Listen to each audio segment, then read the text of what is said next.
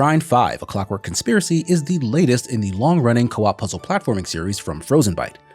You play as the three heroes of Trine: Amadeus the Wizard, Zoya the Thief, and Pontius the Knight, who all possess the power to swap places with one another at will. The story revolves around a pair of overambitious nobles named Lady Sunny and Lord Godric, who seek to take over the kingdom with an army of clockwork knights.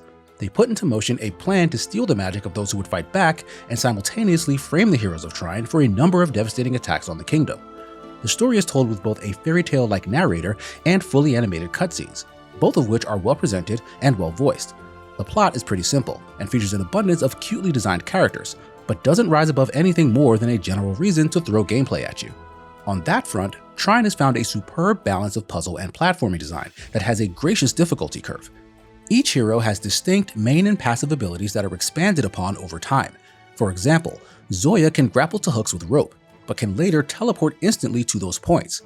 Amadeus can create blocks and platforms with his ability, but can later fuse them together to make large bridges or barricades. Juggling the different abilities of each hero and switching positions at any time makes for some incredibly creative platforming puzzles to work through. I've even been able to brute force my way through some challenges by taking advantage of the characters' powers and the world's excellent physics systems.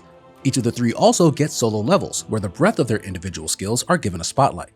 Periodic combat sections with waves of enemies are brief, and possibly the weakest element of the game, but these small primers for what your team can do in combat actually come in handy for the inventive boss battles that often have you solve quick puzzle challenges in order to apply damage.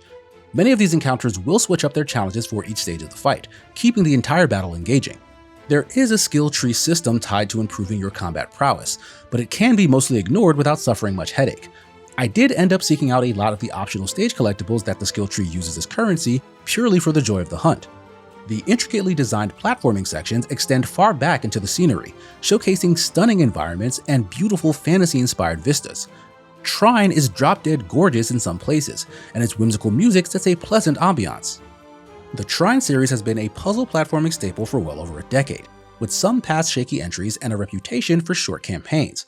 But at about 20 hours, Trine 5 got the message. It doesn't leave combat behind fully, but justifies it with smart boss encounters that play to the series' strength in building brilliant physics puzzles that you can take on alone or with friends. The game is out August 29th for $29.99 on PC, PlayStation 4, PlayStation 5, Xbox One, Xbox Series X and S, and Nintendo Switch.